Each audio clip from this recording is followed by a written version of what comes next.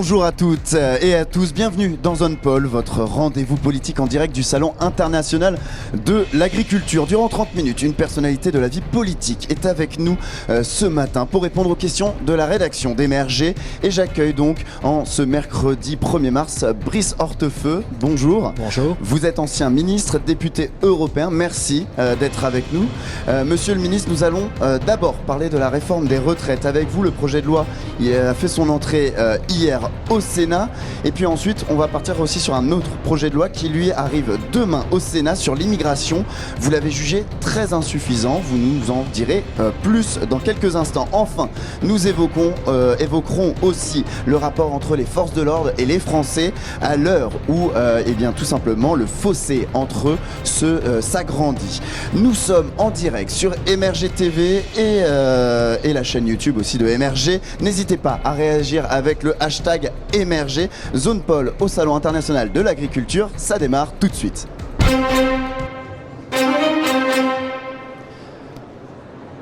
Monsieur le ministre, je vous présente Mathilde Couvillère-Flornoy. Bonjour Mathilde. Bonjour. Alors monsieur le ministre, pour que nous en sachions un peu plus sur vous, Mathilde s'est occupée de préparer à sa façon votre portrait. Je vous laisse l'écouter. Brice Hortefeux, bonjour. Vous démarrez dans la vie difficilement avec un père banquier et vous grandissez dans la ville la plus défavorisée de France, Auteuil-Neuilly-Passy, tel est votre ghetto. Plus tard, vous vous lancez dans des études de droit, puis vous entrez à Sciences Po où les pauses café ont dû être plus longues que les heures passées en classe. Résultat, pas de diplôme, mais de belles rencontres. À l'époque, vous fréquentiez déjà Nicolas Sarkozy puisque vous étiez son chef de cabinet en 1993 et c'est un peu là que vous entrez en politique. Nicolas Sarkozy, un ami qui se révélera fidèle au fil des années. Et justement, Mathilde, si on fait un petit saut dans le temps, on arrive en 2005 où monsieur le ministre accède au poste de ministre pour la première fois. Oui, c'est par le poste de ministre délégué aux collectivités territoriales que vous commencez votre longue carrière en tant que ministre. D'abord sous Chirac, puis sous Nicolas Sarkozy en 2007 où vous êtes nommé ministre de l'immigration. Là, vous prenez ce poste à cœur et vous renforcez les règles en la matière. Vous accédez ensuite au poste de ministre du Travail en 2009. Mais là, selon Jacques Voisin, président de la CFTC à l'époque, ce n'était pas votre tasse de thé. Et d'ailleurs, vous occuperez ces fonctions seulement 6 mois pour accéder enfin au poste de vos rêves, ministre de l'Intérieur et des Outre-mer. Et tous ces postes, sauf en 2005, ont eu lieu sous Nicolas Sarkozy, son meilleur ami. Ami un jour, ami toujours. Je ne sais pas si vous avez fait un pacte de sang à l'époque, mais en tout cas, cette amitié dure depuis plus de 30 ans.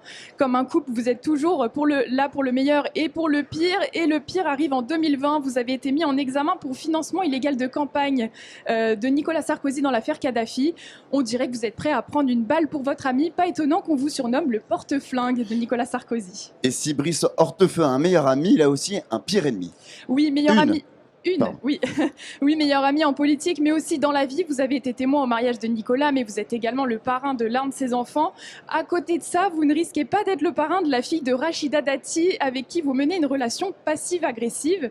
Cette mésentente est bien connue de tous et cela vous a valu plusieurs rappels à l'ordre. Rachida Dati s'en serait pris à vous physiquement dans un ascenseur. Je ne sais pas si cette anecdote est vraie. En tout cas, après votre petite dispute au sein de la droite avec votre ennemi en 2011, vous accédez ensuite au poste de député européen. Et comme une bonne amitié, on ne compte plus les années, mais on va quand même le dire, ça fait 11 ans que ça dure.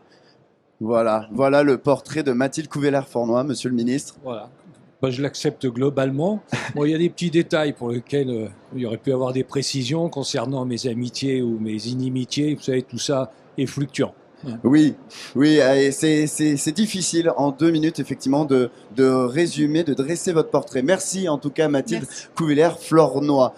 Monsieur le ministre, on va donc attaquer cette zone pôle avec le projet de réforme des retraites qui a fait donc son entrée au Sénat hier. Les Républicains ont l'intention d'amender le texte en proposant notamment une accélération de la fin des régimes spéciaux.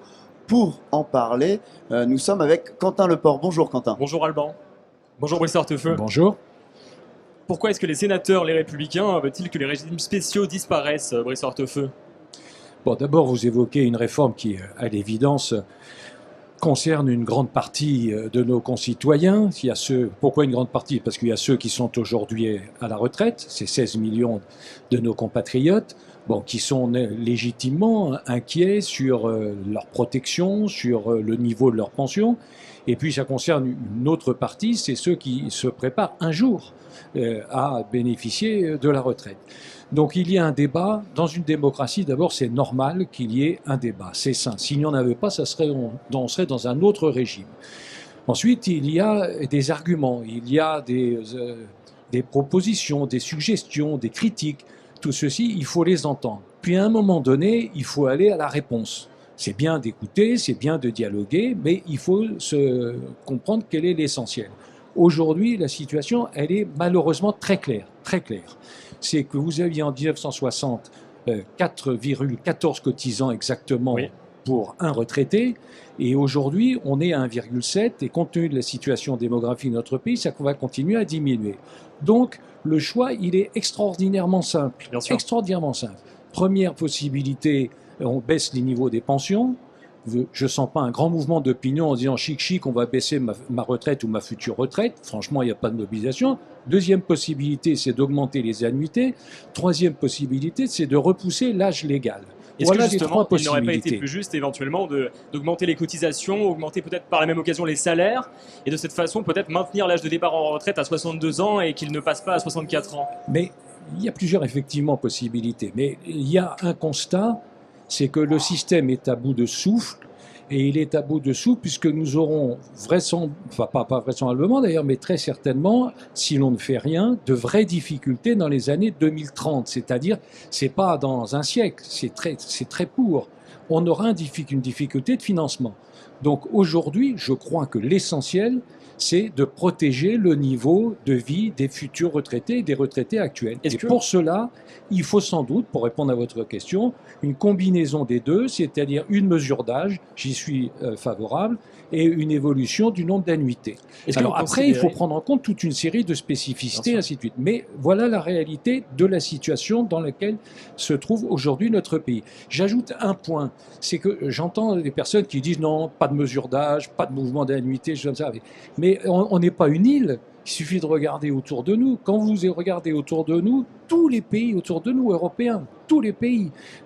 Quand je dis européens, bon, je me limite à l'Europe volontairement, mais je pourrais vous dire, par exemple, en Chine, aujourd'hui, ils sont en train de revoir en Chine aussi toutes les mesures concernant... Et jusqu'à présent, notre modèle de retraite était relativement performant. Oui, notre système par répartition était performant, mais aujourd'hui, vous avez 20 pays autour de nous qui ont pris des mesures d'âge, c'est-à-dire beaucoup plus dures que les nôtres, 65 ans, 67 ans, et vous avez même un pays d'Europe qui envisage à terme jusqu'à 70 ans. Est-ce que vous Donc on n'en est pas là, nous on est plutôt protecteurs. Est-ce que vous envisagez que cette mesure, cette réforme des retraites puisse être considérée par une partie des Français comme une mesure injuste, compte tenu de la pénibilité peut-être de leurs emplois, malgré les critères de pénibilité que prévoit la réforme et qui sont prévus dans le projet de réforme des retraites? Il y a quand même des métiers qui sont plus durs, disons, physiquement que d'autres. Est-ce que, Mais vous avez raison, et c'est pour ça d'ailleurs que les élus, en tout cas de ma famille, mais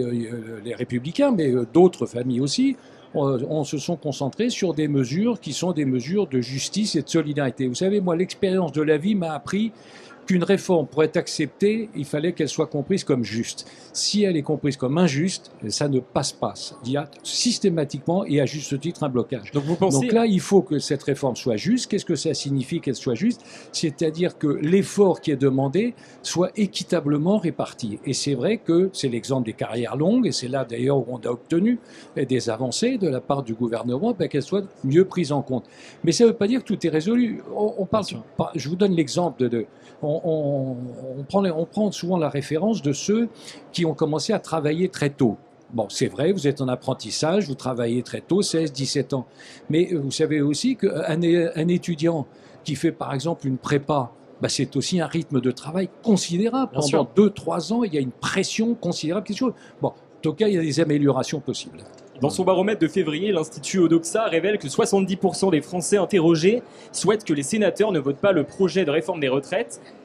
Pourquoi est-ce que le projet de réforme ne fait pas l'objet d'un référendum?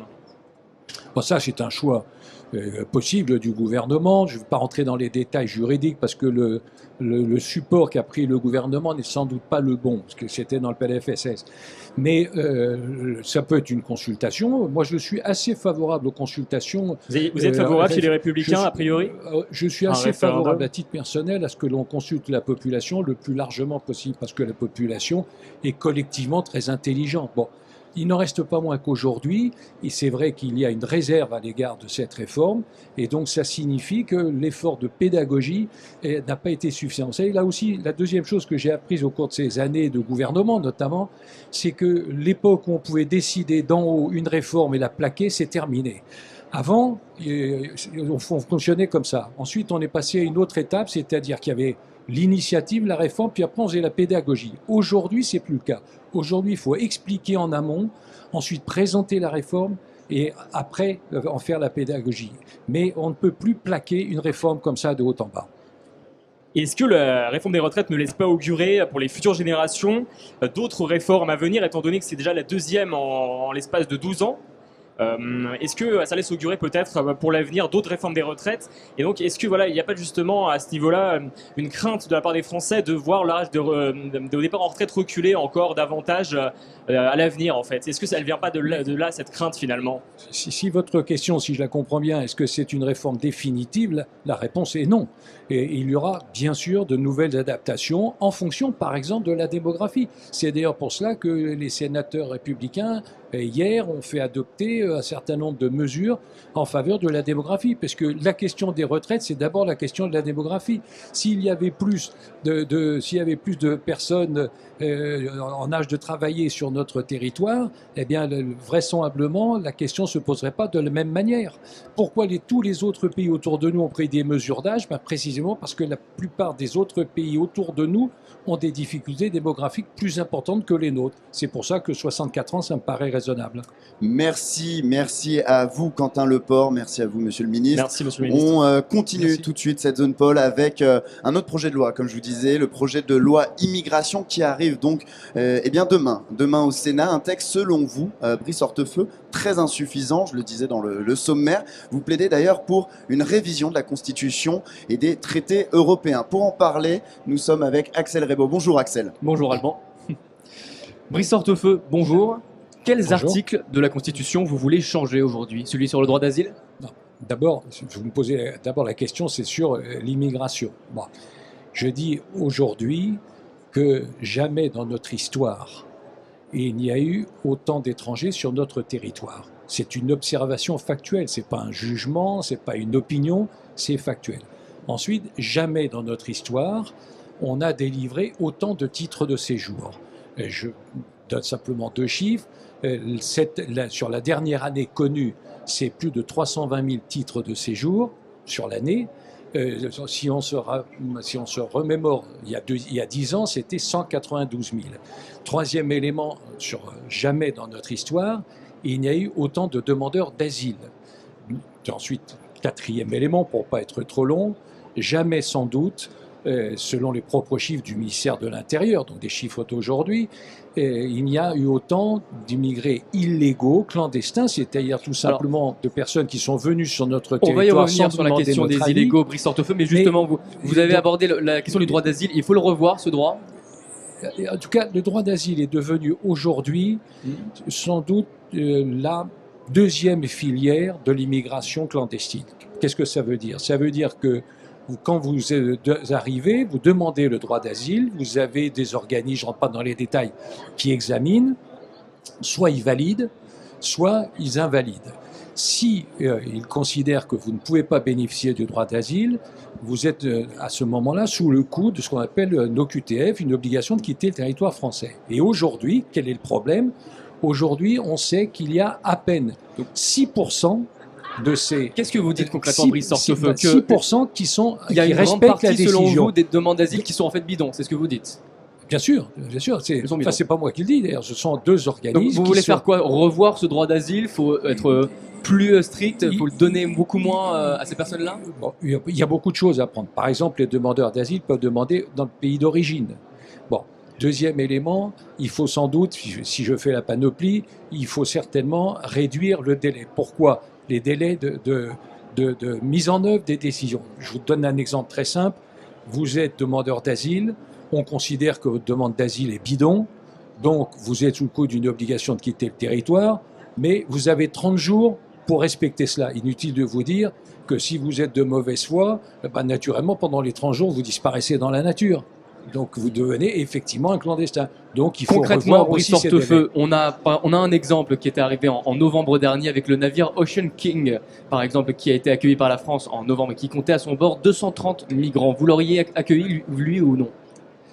Là, ça pose aussi, vous avez raison de poser la question, mais Vous l'auriez accueilli ou pas? ce qu'il faudrait faire, c'est qu'il ne puisse pas accéder précisément à des côtes européennes. Je ne parle pas simplement françaises, des côtes européennes, puisque comme vous le savez, ce navire souhaitait aller en Italie et qu'il a été récusé en Italie.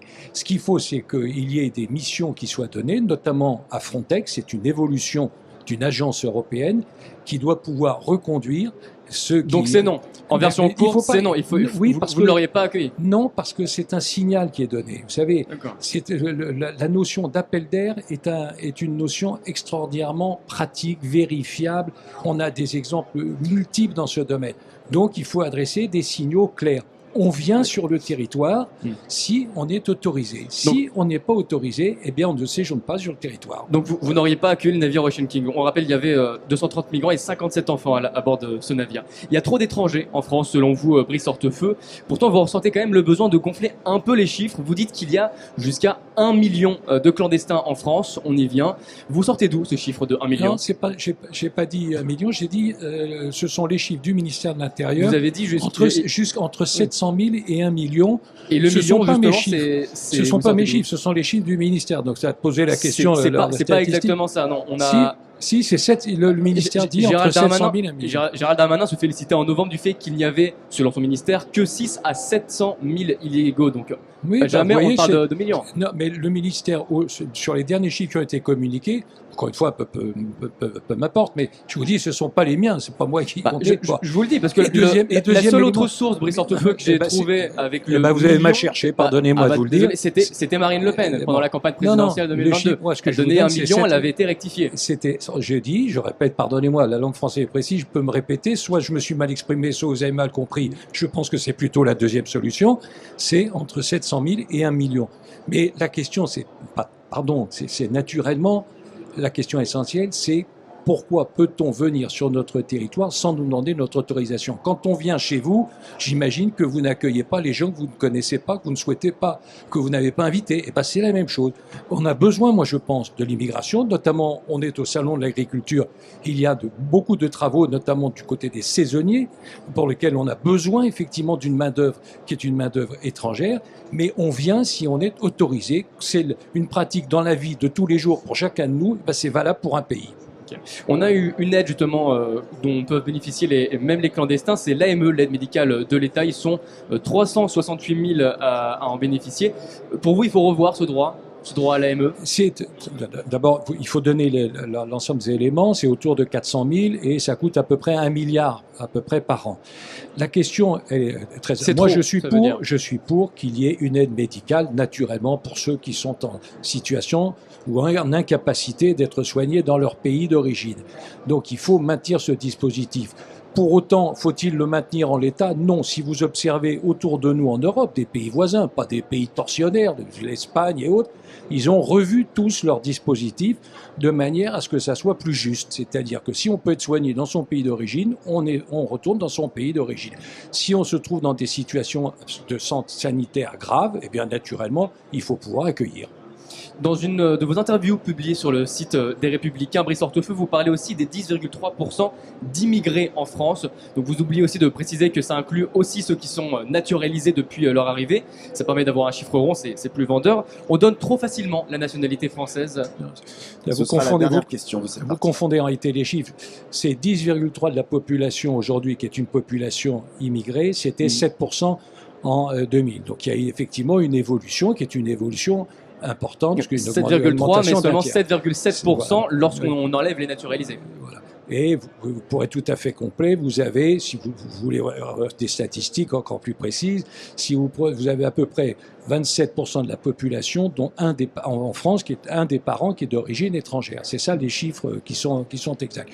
Sur l'accès à la nationalité, oui, je pense qu'il faut modifier les règles d'accès à la nationalité, notamment en exigeant des connaissances plus précises, des valeurs de la République. Le droit du sol, on l'enlève très rapidement. En exigeant des connaissances plus précises, des valeurs qui sont les nôtres, la laïcité, l'égalité homme-femme et ainsi de suite. Donc je pense oui. Et ensuite la connaissance de la langue française, parce que de réclamer l'accès à la nationalité sans parler notre langue, je pense qu'il y a une incohérence. Merci Axel Rebaud, vous restez avec nous.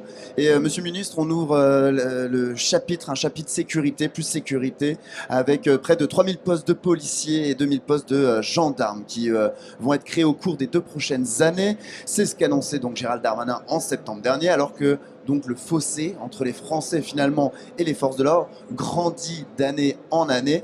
Axel Rebaud, c'est à vous à nouveau. Brice Hortefeux, sous le mandat de Nicolas Sarkozy, 12 469 postes de policiers et gendarmes avaient été supprimés. C'est une bonne chose selon vous qu'on rattrape les erreurs de votre passage à Beauvau ? Bon, je vois là votre grande objectivité en employant vous-même le terme d'erreur, donc ça vous donne, donne un sentiment. Par là, je veux savoir justement si vous considérez que c'est là comme une erreur. Alors, puisque vous prenez cela comme référence, j'imagine que vous attendez une seconde d'explication. Ce qui s'est passé à l'époque, c'est que nous connaissions une crise financière, comme vous le savez, qui était une crise majeure, que donc il était demandé à l'ensemble des administrations publiques un effort, et que le président de la République avait décidé, à mon avis, à juste titre, que cet effort porterait sur l'ensemble des secteurs, pas sur un ou deux secteurs, c'était l'ensemble des secteurs qui seraient répartis. C'est donc ce qui s'est produit. Premier élément. Deuxième élément, vous avez évoqué en gros 5500 postes, et plus exactement, en termes techniques, ça s'appelle équivalent temps plein, les 5500 équivalents temps plein qui ont été créés. Je rappelle simplement que l'annonce qui avait été faite par le président de la République, c'était 10 000. Mais enfin, je prends acte, il y en avait 5 500 qui ont été créés. Troisième élément, les résultats de la lutte contre la délinquance ne sont pas exclusivement le fait des effectifs. Ils viennent en compte pour obtenir des résultats, l'évolution des moyens techniques, des moyens scientifiques, des nouvelles technologies, et ainsi de suite. Bon, aujourd'hui, quelle est la réalité en termes de lutte contre la délinquance? Parce que c'est quand même ça qui compte. L'objectif, c'est de protéger nos concitoyens. Tous les clignotants sont malheureusement au rouge. Tous. Il n'y a pas un clignotant qui soit au vert. C'est quoi les erreurs commises par le gouvernement actuellement? D'abord, je rappelle juste simplement le constat sur le fait que ces clignotants sont au rouge. Malheureusement, les derniers chiffres viennent d'être communiqués officiellement. Vous avez une augmentation de 14% des violences aux personnes, vous avez une augmentation de près de 10% des cambriolages, quasiment tous les agrégats sont à 2 chiffres. Et vous avez une deuxième source d'inquiétude, c'est que le taux d'élucidation est malheureusement diminue. Je vous donne un exemple très simple. Quand vous aviez 1000 homicides, vous aviez, il y a 10 ans, 15 ans, vous aviez 9 chances sur 10 qu'on identifie l'auteur, qu'on l'interpelle, qu'on le défère et qu'on le condamne. Aujourd'hui, on est tombé à 7,8. Ça vous l'a combien au mandat Emmanuel Macron? Dernier chiffre, je vous donne. Vous êtes victime d'un cambriolage. Ce que vous souhaitez quand vous êtes victime d'un cambriolage, c'est qu'on intercepte naturellement, qu'on identifie, qu'on intercepte le réseau, parce que généralement, ce sont des réseaux. Aujourd'hui, c'est à peine 9%. C'est-à-dire que vous avez quasiment 90 chances sur 100 qu'on n'identifie jamais la personne qui vous a cambriolé. Vous comprenez que cette baisse d'efficacité de la part de la police, c'est au moins en partie dû aussi aux baisses d'effectifs. Est-ce que c'était si judicieux de répartir l'effort sur tous les secteurs publics? C'était une décision qui était assumée, à laquelle j'ai participé. On décidait que, compte tenu de la situation qui était celle de notre pays, eh bien, il fallait qu'il y ait un effort qui soit partagé. Et je vous rappelle simplement que la conséquence de cet effort partagé, vous assumez donc ces résultats et de baisse d'efficacité. Contrairement à ce qui s'est passé ailleurs, où on a baissé le traitement de la fonction publique, comme c'était le cas au Portugal, en Espagne, on a baissé déjà à l'époque le niveau des pensions et ainsi de suite. L'effort qui a été partagé, ça a évité aux Français de payer les conséquences de cette crise financière comme d'autres voisins ont eu à le faire. Donc bien sûr, vous avez raison de rappeler qu'il y a eu cette décision qui a été prise, mais ça a empêché d'autres difficultés, d'autres drames, d'autres problèmes. C'est pour ça Donc que ça a cette été baisse fait. d'efficacité des forces de l'ordre, c'était quand même un mal pour un bien, vous l'assumez. Oui, mais la baisse d'efficacité aujourd'hui, en fait, ça s'appelle la baisse du taux d'élucidation.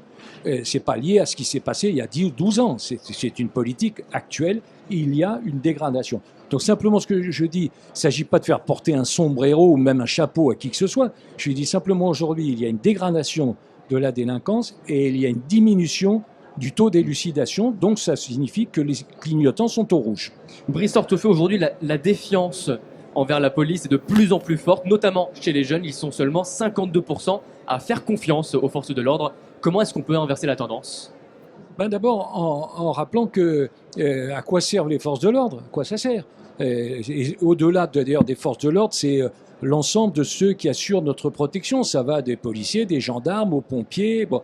Et aujourd'hui, ce qui est vrai, vous avez parfaitement raison sur ce point, c'est qu'il y a quotidiennement, ce qui est donc un chiffre considérable, 100 outrages aux forces de sécurité, des outrages, 100 par jour. Donc c'est un chiffre qui est effectivement important, beaucoup trop important, et sur lesquels il faut s'arrêter. Donc comment corriger cela ? D'abord en faisant un effort de pédagogie, en rappelant à quoi ils servent. Ils servent à protéger notre société, ils servent à protéger les individus, ils servent à protéger les familles. Justement, la Brice Hortefeux, et supprimer la police de proximité. La police de proximité, elle jouait un peu ce rôle aussi de lien avec la population, sans violence, en aidant. Elle a été supprimée par Nicolas Sarkozy, alors ministre de l'Intérieur. Est-ce que c'était vraiment une bonne idée de s'en débarrasser ? Oui, la décision a été prise parce que c'était un échec flagrant. Pardon, l'exemple qui avait été pris, mais ça correspondait à un exemple réel, c'était effectivement le rôle de souligner que le rôle de la police, c'est pas de jouer au football. Le rôle de la police, c'est d'assurer l'ordre, c'est d'assurer la tranquillité, c'est d'assurer la sécurité des honnêtes gens. C'est ça l'objectif. En mettant de la distance entre les Français et leurs forces de l'ordre, est-ce qu'on n'a pas créé justement cette défiance, ce manque de confiance, notamment envers les jeunes ? Écoutez, envers les jeunes, quand ils bénéficieront de la protection des policiers, honnêtement, ils en seront particulièrement, j'imagine, ils l'apercevront d'une manière très différente. Mais là où, encore une fois, vous avez raison, il y a une nécessité d'expliquer à quoi servent l'effort qui est fait pour réorganiser la police, réorganiser la gendarmerie, donner aux pompiers la possibilité d'aller dans certains quartiers. Comment voulez-vous que l'on accepte que des pompiers qui se rendent dans des quartiers soient caillassés, qu'on les agresse, que dans un certain nombre de cas, ils refusent même de s'y rendre. Donc il y a un effort de pédagogie qui est à faire pour rappeler quelle est la mission de ces forces de protection, c'est d'assurer la sécurité, le bon ordre, la tranquillité et la sécurité publique. Brice Hortefeux, lorsque vous entendez le terme de violence policière, est-ce que vous aussi, ça vous arrive de vous étouffer ? Mais violence policière, je vous le dis là aussi, ce sont des mots qu'on répète et ainsi de suite. Il peut y avoir ça existe ou pas ? Ça peut arriver ponctuellement, bien sûr. Il n'y a pas un phénomène qui non, il n'y a la pas un police. phénomène. Ça peut arriver ponctuellement. Mais la réalité, c'est que s'il y a un corps de l'État qui est contrôlé, qui est examiné, qui est criblé, c'est bien précisément les forces de police et de gendarmerie. Il est contrôlé, on a l'IGPN, la police des polices, mais donc c'est la police qui va elle-même s'analyser. Est-ce qu'il n'y a pas un problème ? C'est souvent pointé du doigt par les observateurs politiques, l'opposition, qui voudrait un IGPN, en tout cas un organisme indépendant de la police pour analyser les forces de l'ordre. Je pense en réalité qu'il faut les deux pour être objectif. Il faut effectivement un organisme comme celui que vous venez de citer qui examine si jamais il y a des erreurs qui sont commises, et puis il peut y avoir un observatoire indépendant. Mais vous savez, vous avez sur les données de la délinquance, vous avez les chiffres du ministère de l'Intérieur, et puis vous avez un observatoire indépendant qui donne aussi son estimation. Et moi, quand j'étais ministre de l'Intérieur, je travaillais avec cet organisme. Parfois, j'étais d'accord, parfois, j'étais pas d'accord, mais c'était sain. Donc, encore une fois, bien sûr, il peut y avoir des erreurs, bien sûr, il peut y avoir des problèmes, mais ne confondez pas l'arbre et la forêt.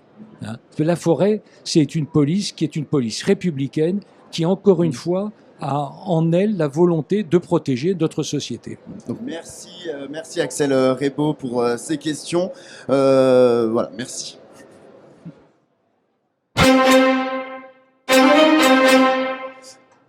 Zone Pôle touche à sa fin. Merci Brice Hortefeux d'avoir été avec nous, ancien ministre, député européen. Merci encore une fois d'avoir été avec nous ce matin, monsieur le ministre. Merci également à Mathilde Couvillère-Flornoy, à Quentin Leport et à vous, Axel Rebaud, pour vos questions. Restez bien là. Dans quelques instants, je reçois Madame la ministre déléguée chargée des personnes handicapées, Geneviève Darrieussecq. Dans quelques secondes, ne bougez pas pour une nouvelle Zone Pôle. Et je vous dis donc à tout de suite.